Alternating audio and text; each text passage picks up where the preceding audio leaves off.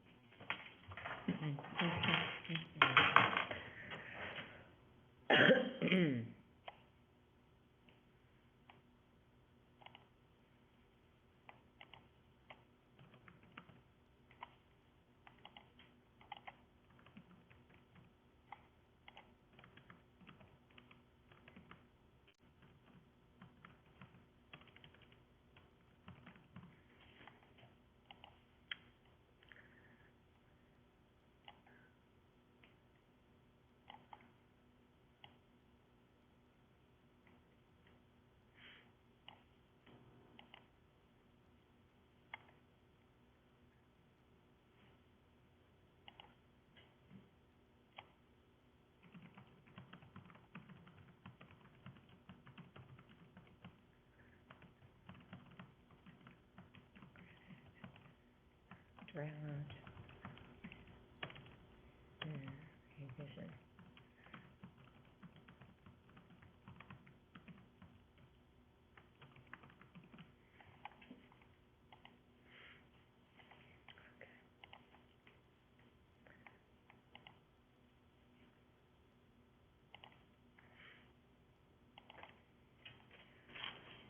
Okay. Oh, I gotta hit camera 2. And of course it would be. I'm wiping my nose. That's just how it always works. That's how it always goes. It flows that way.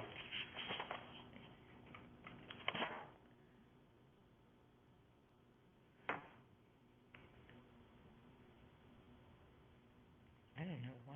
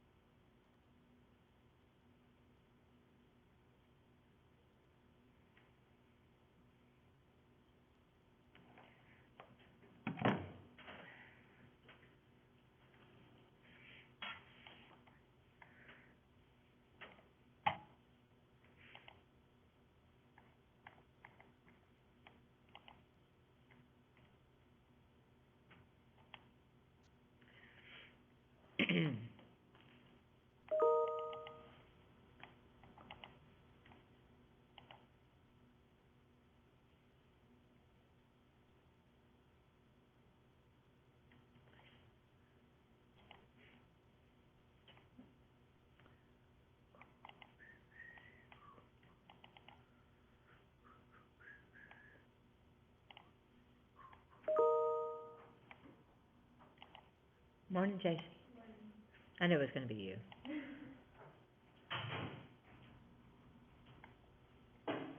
Aha, that's a scam. Let me delete that one. I didn't even get a chance to. Okay. I was just wondering about this job. We got to think about an administrative assistant is needed to apply. So, and we just came through. It's a scam. It's a phishing one.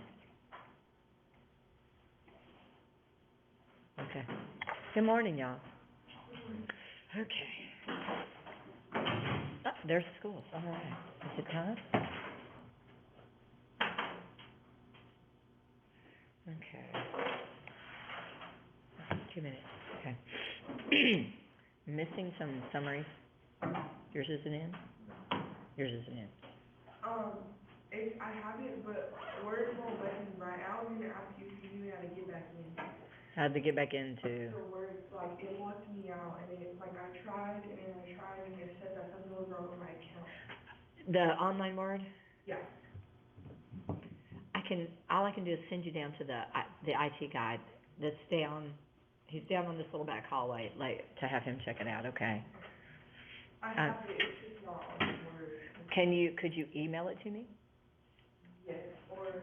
Send it to me in a course message? Maybe I can print it out that way, okay? Well, not that I'm gonna grade them, I'm still working on the, compare and contrast. I didn't get anything done yesterday, because I went to a concert last night. I got to see Amy Grant in concert, so it was awesome. She sang all the songs. My daughter went with me. She goes, I grew up to listen to those in the car with you, Mom. Okay. All right, let's see here. And I apologize. Okay. I just sent out a handout on thesis statements. What I was gonna do is I was gonna open up the syllabus, because I've actually bothered to revise it. Well, it would help if I run the right class. We're gonna go over apostrophes today. You should have that worksheet. Y'all should have gotten it from the facilitators maybe on Monday. The rest of the schools, you guys have it on your desk. We're gonna go over apostrophes. We're also gonna talk about thesis statement, because it really, I think if you look at the schedule, it shows you that we have, where am I in? I don't need to be in fall 2020. I need to be in fall 2021. There we go. Too many options for me to pick from here. And because I think it shows that you have a thesis, I believe it says you have a thesis statement, and the supporting points due on Friday. Don't worry about that. That's not gonna happen. Excuse me. I have a head cold, of all things to get, with all that dust and wind. And I got to go in the Buddy Holly Theater at the new big thing, you know, where the Department of DMV used to be. It's gorgeous. That building on the inside is amazing. This huge spiral staircase, so it was just really cool. All right, yeah, it says here on the syllabus that you're supposed to submit thesis and major points to Blackboard on the 29th. Don't worry about that. I haven't even talked about theses, so that's why it's not gonna be due. Oh. It's not, with all the wind, and they've started stripping, so when they start stripping the cotton, I also start to lose my voice. Well, that certainly took me out of where I wanted to be in the syllabus. Ooh, scroll down here. You're gonna get dizzy watching me do that, so let me. Okay. All right, so we've done the peer revision, and if you'll notice, I don't know if you noticed, but when you went in yesterday, I had looked at everybody's summary and paraphrases. I made comments on everybody's. I did all 4 sections. I got them all done. Tuesday, Thursdays is not due until today, so they've got a little bit of extra time. But we are gonna look at the strategies for argument on pages 368 and 371 in the textbook, virtual textbook. So I just wanted to hit you up with that. We're gonna go over apostrophes, but I do have a handout on thesis statements, how to write one. We're gonna talk about that. We're gonna cover a lot if I don't lose my voice. But one of the reasons I'm stopping right here is because you have to take a quiz over chapter 16 next Friday, a week from Friday. And you need to have read it because it's gonna ask you questions about the student essays in there. So, and and the other point I'm trying to make is that you can have the book open while you're taking the test, because you can't answer those questions without looking at the book. So, I'm just preparing you for a week and a half ahead of time, okay? So, thesis and points work. See, we're actually gonna keep working on that. So what I'm hoping to achieve is we'll talk about thesis statements today, then we will, on Monday, I'm gonna have you start writing them, and we'll start talking about how they are, okay? And I may have you put them in a discussion board during class. So if you guys have access to computers, please bring them next Monday, okay? And then I can see them, and then you can get the benefit of seeing not just your thesis statement, but everybody else's. That's helpful, okay? All right, so let's go look at the textbook really quick. There's one section that's in it. I gotta go find the textbook now. And type in the pages. I actually stopped and read it yesterday and thought, yeah, I need to cover that, because I wanted to make sure if we needed to go over it just yet or not. Because it does have some interesting strategies about how you deal with your argument. Let's see. It says 368, but it actually starts on 367. And it's showing where I was reading yesterday. Okay. So, strategies for argument, okay? Because it involves controversy, because you have 2 sides to the issue, you have to, let me make this smaller, because it's not giving you all the words. You can use help to win over readers whose viewpoint may differ from yours. I know that's still funny, I apologize. So one of the first things you have to be careful about is you have to use tactful, courteous language. I'm gonna summarize this paragraph. It says, if you use sweeping statements like, don't use sweeping statements like saying, everybody knows that, or people with any intelligence. I mean, first off, when somebody comes up and says, people with any intelligence, well, they're implying that there are a lot of people that don't have intelligence. So you have to be careful about that. So focus on the issue, not the people that support it, okay? It says, keep the focus on the issue. It says, don't write, my opponents say that orphanages cost less than foster care. Instead, write, supporters of orphanages say that orphanages cost less than foster care. So it's how you word it sometimes. So you've got to be careful, and you have to be tactful. If you use loaded language or, language that has very negative connotations when you're talking about the opposing viewpoint, the opposing side to your argument, that can turn a reader off on your side of the argument. You have to be careful. If you do extemporaneous speaking, since some of my kids may be doing that, it's a little bit different because you are speaking, but you have to be careful. So if you use, instead of saying my opponents, if you say if you use something in contrast, such as supporters of the opposing viewpoint, supporters of the death penalty should be maintained, instead of saying, people who want to kill people. You see how that's a loaded language? If I say people who want to kill people for committing a crime versus supporters of the death penalty, there's a difference. It's called loaded language. Point out common ground. A lot of times, you and your opponents will actually share some points. And here's one, and they talk about curfews. So those of you who are doing curfews, page 368, where it talks about common ground, they actually give a good point here. Perhaps you are arguing that there should be an 11 p.m. curfew for juveniles in your town. Before going into detail about your proposal, you need to remind readers who oppose such a curfew that you and they share certain goals, one of which is a safer city, lower crime rates, and fewer gang-related incidences. And I don't know about you, but if you've been watching the news in Lubbock, I have a feeling a lot of what's happening here, there's a lot of gang activity going on right now, I think. Am I right do y'all think? Oh, from Lubbock, right? Are y'all aware of it? I mean, there's a lot of shootings, and it tends to be young males and over drug deals and things like that. It kind of has that feel. So you can, if you both are wanting the same things, you can show that you do share common ground, but it's in how you achieve those positives that you go after. You need to acknowledge differing viewpoints. It's a mistake to ignore the opposing side. Acknowledging other viewpoints strengthens your position in several ways. First, it helps you spot the flaws in the opposing position. You have to know what they're arguing to know how to deal with it. Second, and equally important, it gives the impression that you're a reasonable person. Remember when we read the thing about the differences in the brains and how women can argue both sides of a thing? That's an advantage women have over men. Men get one thing in their mind as a whole, and that's all they're going to believe. You can't sway them, whereas women are able to look at multiple sides of an issue. More often, I'm not saying that men can't do it. So that's kind of what they're saying there, is be careful. Be willing to look at the issue from all sides. And that's why I say if you're going to do the death penalty, you might want to say you're against it, because most of the stuff out there says it doesn't do what it's supposed to do. I'm just saying, okay? Okay, so at one point, should you acknowledge the opposing position?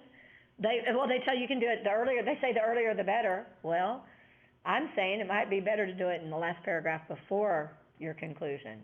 In other words, you would have your introduction, your 3 body points that you're using, and then right before that, you might just begin by saying the opposing side believes that this and this and this. However, you've got to refute it, okay? And they actually talk about citing the opposing viewpoint in your thesis statement. Only do that if you have a strong argument. Don't cite it in your thesis statement otherwise, okay?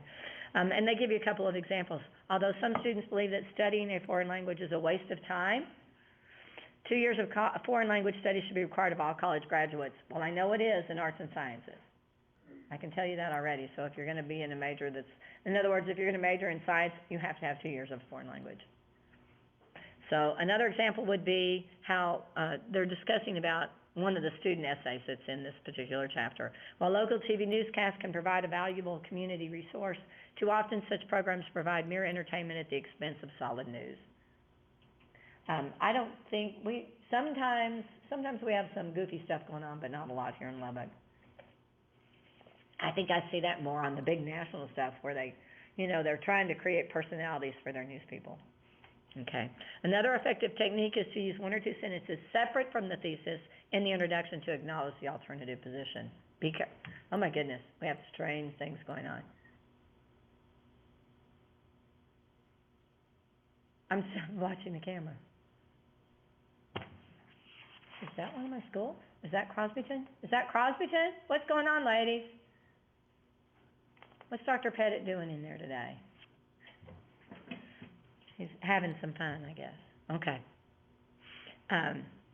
The third technique is to use a paragraph within the body of your essay to summarize opposing opinions in greater detail. That's the one I recommend you use, and do it the next to the last paragraph. So ideally, your argumentative essay will have 6 paragraphs in it. If you don't want to handle the counter argument, that's fine. You'll lose a little bit of points, but not a lot. Okay. And so they're just giving you some more stuff. They talk about the National Rifle Association. They've got handguns. I'm like, okay. So they say, when appropriate, grant the merits of differing viewpoints. Sometimes you have to say, yes, this is true, when you're talking about the opposing side. But, it's like, yeah, people do need to be protected. There's a reason for handguns, okay? But do you really need a semi-automatic rifle to go out and hunt deer? No, I don't think so. Okay, you see what I'm saying? Their example in here is about students shouldn't use computers to write papers, and I'm like, do you want to read all that handwriting? I don't. So, no, I thought that was kind of, and then rebut differing viewpoints, all right? So that's really about how to handle the arguments within your essay. Let's look at that thesis page. Hopefully, has everybody gotten the thesis page yet? It's 3 pages was what I printed out very quickly. How to write a thesis statement worksheet. It's, hopefully you will get it at your schools. I only sent it about 10 till 9 o'clock this morning, so it hit me when I got up that I had not done anything about thesis statements, so I guess it's better late than never, but it was almost a never. Okay, so you'll get it eventually. I'm going to go ahead and start on it. How to write a thesis statement. So basically, what is a thesis statement? It says 1 or 2 sentences. I'd appreciate it, please, if you would not make it 2 sentences. I want a single sentence. I think that's more effective, and it's more concise. The problem is if you do 2 sentences, some people will not have them together. I'm getting out my pencil so I can write on this. Let's see, there's the draw. Okay, so I just want 1. It's usually placed, I'm going to get rid of usually, placed at the end of your introduction that describes the main focus of your essay. A thesis statement is essential, and if you've got a pen or a pencil, you might want to mark out what I marked out, okay? So that you don't make a mistake. I have a student who turned in a project they got a 0 on in that big class, and clearly in the instructions it said, you must choose a main character from one of the texts you read, not one of the extra text things you had to look at. And the student picked a side character who's not even mentioned in any of the text and tried to argue with me about it. So, I'm sorry, you have to read the directions, okay?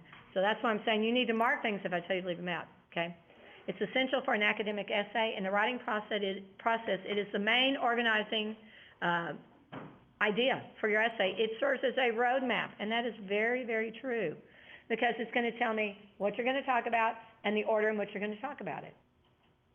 So before you get in what type of essay you're writing, you are writing an analytical essay in a sense, but the focus of yours is right down here where it says argumentative. So put a big star by that one, okay? Then you will be making a claim about a topic and presenting arguments based on evidence that supports your claim. This sounds more like debate, okay? Your thesis statement will identify it,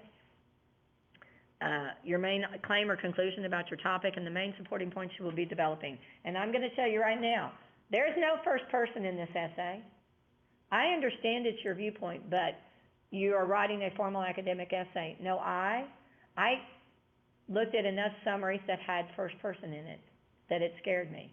that you guys, you're not getting the point. When you write academically, unless they tell you they want first-person opinion, you don't use first person, you don't use second person, okay? So, they give you one, and the supporting points you will be developing. So here's theirs. The act utilitarianism ultimately fails as a moral theory because the calculation of consequences can be cumbersome, there's no guarantee of justice, and the greater good argument may be used to justify some behaviors that we intuitively would condemn as evil. Therefore, it cannot always tell us what we are morally required to do. That's a two-sentence thesis. So, they're talking about a form of, a philosophical form. That's this right here. So there's the subject, and there's the opinion. It doesn't work as a moral theory, and it has 3 points. The calculation of consequences can be cumbersome, no guarantee of justice, and the greater good argument may be used to justify some behaviors that we intuitively would condemn as evil.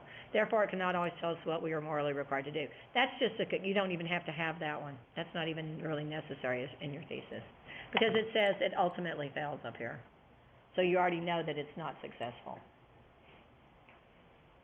I promise I don't have anything. I'm not running fever. I just have cottonhead, I guess is maybe what I could call it. So there's one. Successful thesis statement should be direct. It should be focused. It should tell the reader exactly what your paper is about in one sentence.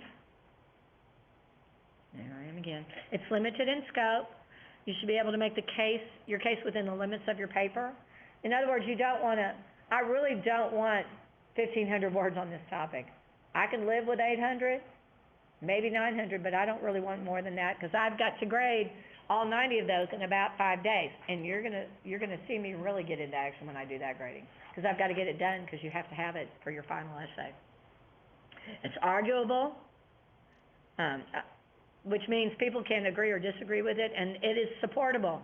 That is one reason why, if you were going off of that list, you needed to check with me, because sometimes people have issues that just can't be supported.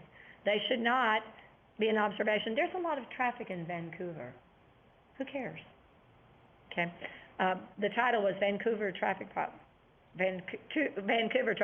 are. What do you think about Vancouver's traffic? Don't ever use a question as your thesis. That is so wrong. No questions. Is that clear? Those are all bad, so put X's on them. So writing your thesis. Step 1 is formulate a question that your essay will answer. That doesn't mean the question's going to be your thesis. It's just to get you to think about it. How does the author use foreshadowing in this novel? You know what? That would be a great essay to write next semester when we're doing lit, okay? What purpose does mitosis serve in the lifespan of a cell? And what does this character's life tell us about human nature? So a lot of you began with the question, and that's what you put on your topics. And it's okay, but then you've got to start coming up with some other. It says point form answers to your questions. Brainstorm and write down some general points that express your ideas about possible ways to answer your question. Select your best answers based on your research or knowledge of the topic. So if you've not done anything except mess with that one article, you now have got to start doing more research. I'm not going to give you class time to do it. You have nothing to do the rest of this week, so you got Thursday and Friday where you can find more information on your topic. But I will say about almost any topic, the issue of money can come into it. So the economics of the topic could be there. There's economics involved with curfews. There's economics involved with dress codes. There's economics involved with the death penalty. It's like $10 million to execute or more. It could have changed in the last few years. To execute a prisoner, whereas keeping them in jail for the rest of their lives might run about $500,000. So which one's more economically feasible? To keep them in there. Then you got all these, there are other issues to go along with that. So, and one of the things about doing research is you need to know what you don't know. Does that make sense? It's a contradiction. As an individual, if I don't know how much I can say, well, if there should be an economic issue with the death penalty, then I need to go out and find research that tells me how much does it cost to execute a prisoner, how much does it cost to keep a prisoner in jail for the rest of his life. I don't know that information, so I need to know what I don't know, all right? So it's not, you don't need to inherently know that information. You need to know what you've got what questions you need to answer, I guess is the best way to look at it. So, step 2, that's the brainstorm, and figure out what you need to know. Somebody's writing about euthanasia. What do we need to know about euthanasia? Well, what is euthanasia? Who does it affect? What laws are out there about it? You know, there's a lot of things you've got to do. I have one person doing euthanasia, so. Okay. Step 3 is you combine steps 1 and 2. So turn the question and your best answers into a combination sentence that tells the reader what the paper is about. So look, it says turn the question and your answers. So depending on the complexity of the topic, a thesis may be a single point statement, or it may have 3 or more points supporting it. I'm hoping, if you've only got one, you're going to be tight on getting the word count. And I'm battling on compare and contrast people who have turned in, I got somebody turned in 450 words out of 600. So that is not good. That's 150 words short. So that's almost a third off. You lose. In other words, if you don't hit that word limit, you lose how much you're lacking. I take off those points off the top. So if you wrote 500 words and it's 600, you lost 20% of the grade. You start off with a C on that essay, okay? Because that's a requirement, because you have to write so many words in this class. So that is, let's get back over, clicking the screen, okay. So now, let me change the screen. There we go.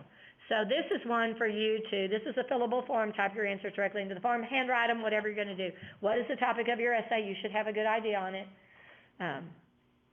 Think of a question you want to answer about your topic, brainstorm possible answers to your question, and don't just think of one question, think of questions. Make it plural. Think of questions you want to answer about your topic. So whatever your topic is there a financial aspect to it? Is there money involved?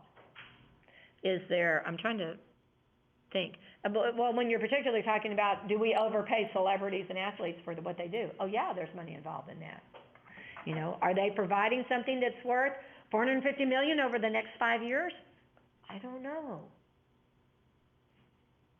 I would like to have a job. I would like teaching to be that kind of job. Yeah, let's pay her $450 million. I'd stay in teaching forever. I'd die up here, you know what I'm saying? For that kind of money. No, not really. Okay, then brainstorm possible answers, okay? Then combine your best answers and your questions into a thesis statement, okay? So that's what I want you to be, what I want you to do is work on this back page of that thesis statement, so that you're beginning to think about the areas you don't know information to help guide you in your research, okay? So, let's talk apostrophes now, just because they're so much fun to talk about. And they are so hard for people to do. And I've got to stop and think, okay, I need to go into course resources. That's where the grammar unit's at, all the grammar handouts are at. And this is probably one, like that subject, verb, pronoun, antecedent agreement page, that it looks like most of y'all did okay on that. If you've got this, you should be able to do well. Cool. Oh, okay. That's interesting. Okay, that answered that question. Okay, so let me blow this up. Boom, boom, boom, boom. Okay. Apostrophes only have 3 uses. And one of them is not to make a verb plural, okay? Because I've seen, I don't know how many verbs with apostrophe S's on them, and that's not, you don't put apostrophes on verbs, okay? So, the first is to form possessives of nouns, to show the omission of letters, which is contraction, and to form plurals of numbers, letters, and symbols. So, a possessive apostrophe, this apostrophe shows that one thing is owned by another. To see if your word calls for a possessive apostrophe, turn the phrase around to make it of the phrase. So sentences that call for the of the phrase need a possessive apostrophe. So for example, let me get that out. I should have opened it in Adobe. That's what I should have done. The dog's bow, you would go, the bow of the dog. That's when they're talking about of the, you put whatever it is. The dog's bow had cancer. The bowel of the dog had cancer, okay? The report of the boss. If your word is singular and already ends in an S, you can still add another S to make the word possessive. Bosses. It's acceptable to put apostrophe S. If the boss if you just go the boss report, it doesn't make sense, okay? But then you have to watch out for plural possessives, all right? So we might have some. Sorry. Trying to grab piece of paper, just got blank on the back. Okay. So, if your word is plural dogs, and you do not need to add an extra S, you place the apostrophe after the original S as in the first sentence. So I'm gonna go over the document camera. So, when you're talking about dogs, that's plural. And I put an apostrophe, that's plural possessive. I wouldn't go dogs is, because that's how you have to say that, okay? That's what that means. Now, if I talk about bosses, I'm talking about more than one boss, correct? The bosses, I would go bosses says, you see how, so a plural possessive, sometimes you're not gonna put that extra S on, okay? You would just talk, this means plural dogs, this means singular dogs. So you need to know the difference between singular and plural, and what's going on in the sentence, okay?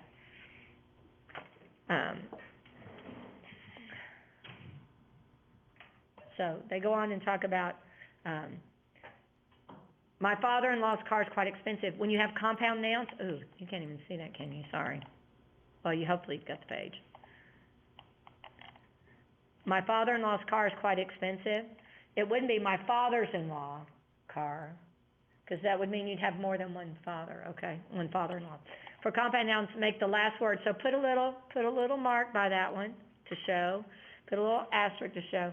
For compound nouns, make the last word, just underline last. By not putting opening in a W, I can't write on this one. So you need to highlight the word last, okay? Angela's and Tommy's papers were really well done. That shows individual possession by two or more owners, okay?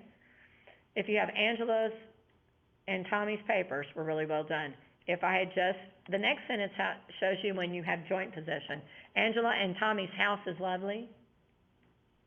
So your clues in those sentences are, because it was plural papers, that's how you know that they're both possessive, okay? Here you have a singular house, so it's not gonna be, if you go Angela possessive and Tommy possessive, then it would have to be houses are lovely. So the sentence kind of helps you out. See how is singular? Is singular. It is, remember, singular verbs have S's on them in present tense, okay? Okay, to show joint possession, make only the last noun, so kind of underline this right here, so to help you out with it. They both own it, but Tommy's is the only one that needs to be done. So, it also kind of, remember it ties in when we were talking about subject, verb, pronoun, antecedent agreement. You have to know what's going on in the sentence a lot of times. The possessive form of pronouns do not need apostrophes. So the words you, yours, his, hers, its, ours, theirs do not need apostrophe. Big asterisk beside that, okay?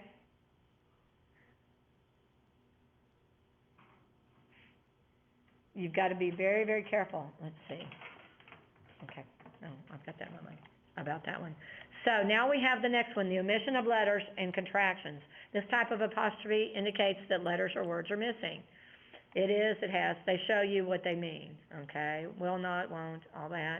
And just very, I'm not gonna read through all these, you can do it. Was not, wasn't, he would, he'd let us, lettuce, that word makes me think of the vegetable, okay.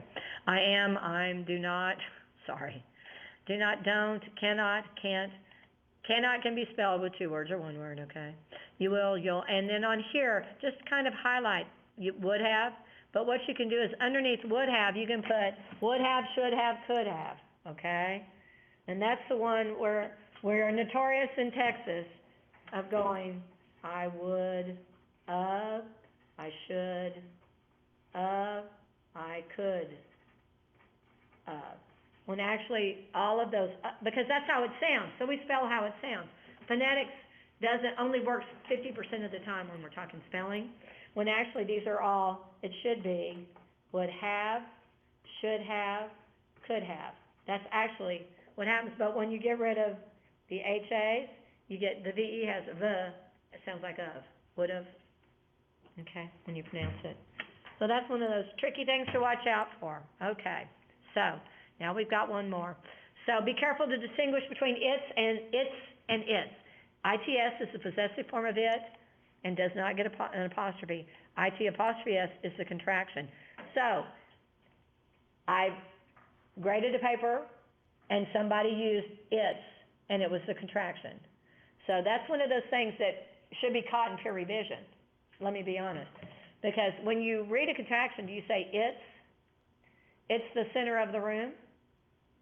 If it's the possessive, you don't have a verb. So that's why if you don't write with contractions, hopefully you won't make that mistake, all right?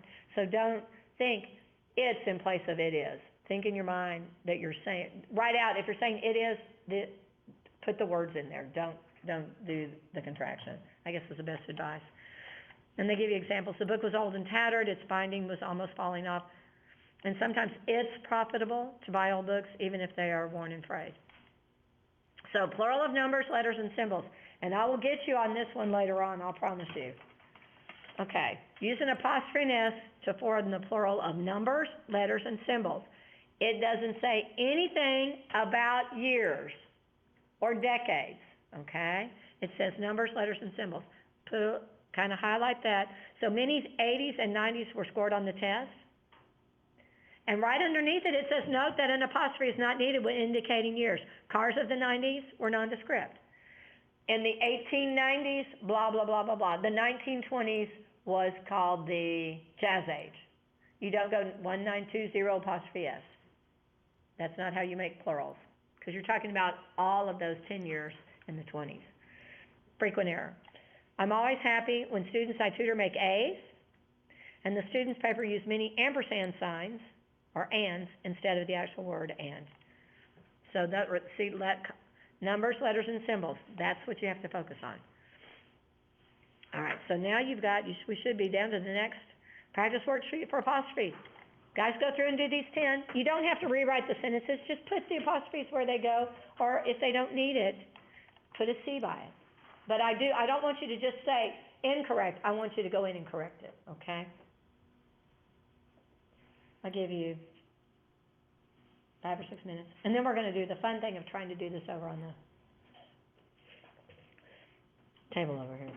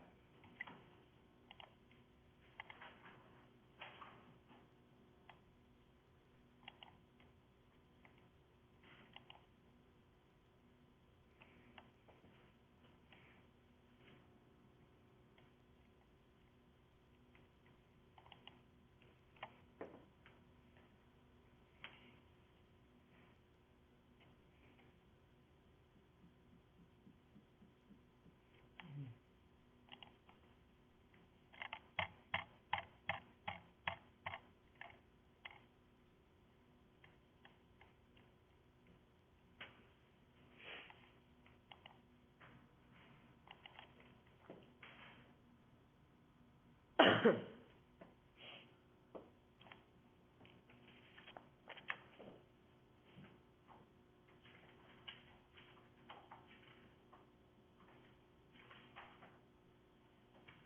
I need to give you a little bit more than 5 minutes, don't I?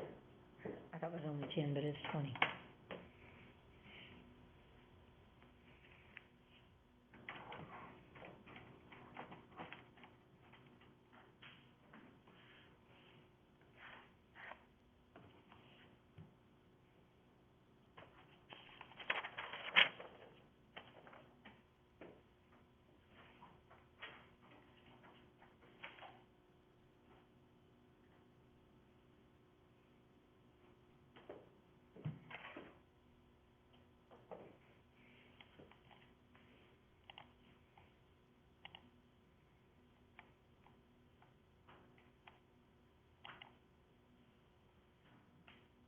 Oh, I thought they were wishing me happy birthday, well, poo. That was yesterday, doesn't matter.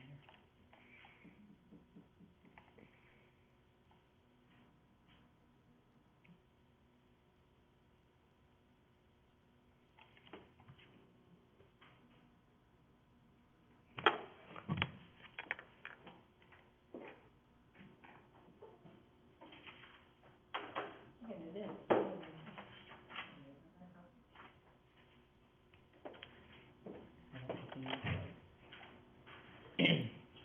I'll give you a couple more minutes, okay?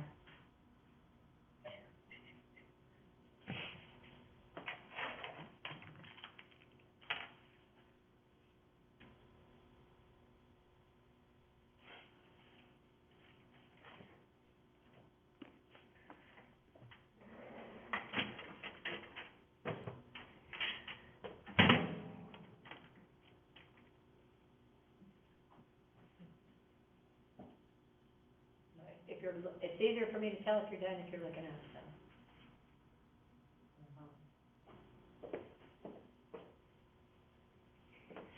Crap. Let's do that.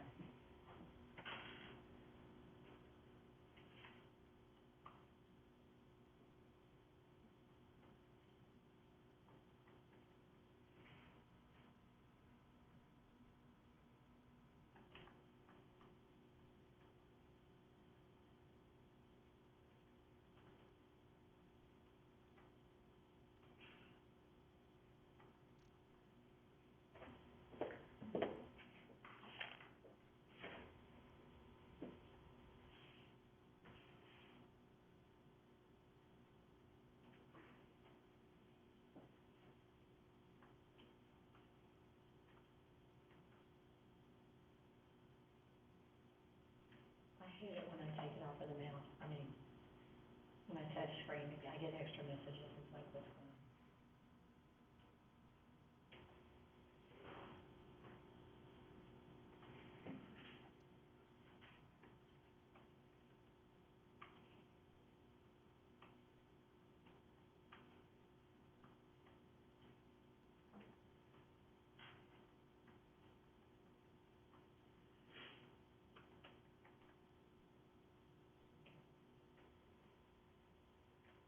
Okay, are we done? It looks like it. Let's talk about doing the, getting the questions on these. Okay, so sentence one, let's see. And it would be a complicated one to begin with. Blah, blah, blah, blah. Okay.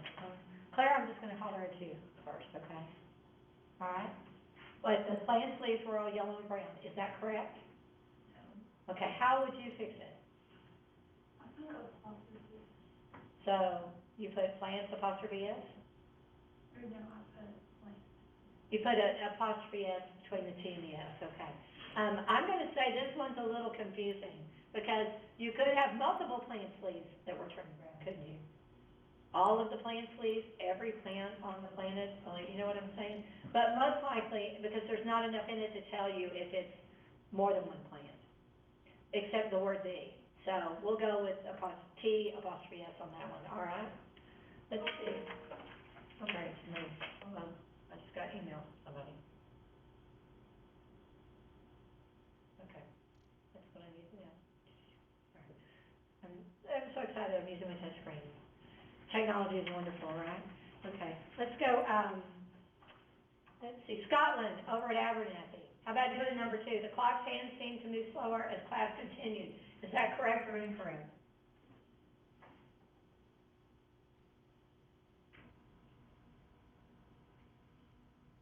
I said it was correct. You said it was correct, okay?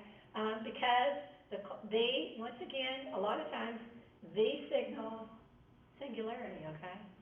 The man, she said it was correct. Oh. Okay. My voice is getting worse and worse as I go along, isn't it? Okay. Okay. So that one's correct. It's a singular clock. Seem to move slower as class continues. You really don't have that many clocks in a classroom. We don't have any in here, do we? No, we have our phones. Was there one? Well, you know what? Let me tell you, because I'm sitting here, I don't even know. What time does it say? 9:40. Oh, okay. Oh, wow. Okay, let's go through these fast then. 9:40, okay. Let's go with, let's do Piper over at Crosbyton. Do number 3. The president-in-chief's car was waiting outside the building. Is that correct, or does it need an apostrophe? No. Say it. No. Hold on. Piper's not here today. Oh, Piper's well, not here okay, today. well, I'm psychic. I can think of people who are not there. How about, Emily, are you there? Yes. Okay. Is that correct or incorrect? Incorrect. How'd you fix it? Apostrophe S on Chiefs.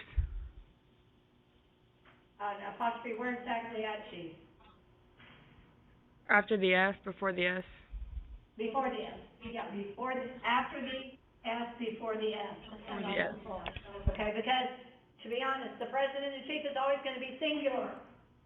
You're only gonna have one president-in-chief. When you see that, that is the president of the United States. So it's only gonna be singular, okay? Let me keep it on the time here. Number 4, let's go to, Layla, are you over at Lorenzo today? Is Layla there?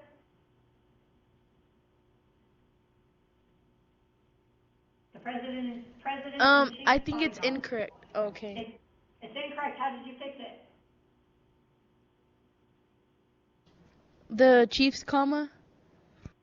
Not a comma. I need to put a comma for after the F, like in between the F or like before. Oh, how do I say Okay, that? it's not a comma.